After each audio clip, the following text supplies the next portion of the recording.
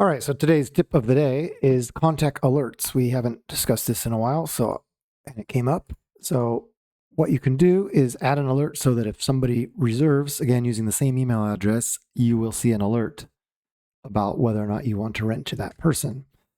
And to set this up, you would just, we'll say we're making a reservation internally.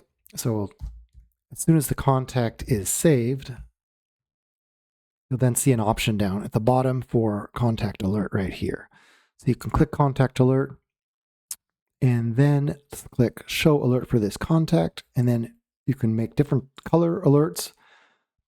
Perhaps if you want a warning, do not rent, did not pay, something like that, and make that red and click save changes. And now this particular contact is going to be red. And I believe it works by searching when the email address is the same. So if we make if that person now were to book online using the same address, this should come up red when you see the reservation. When you click into it, it's red.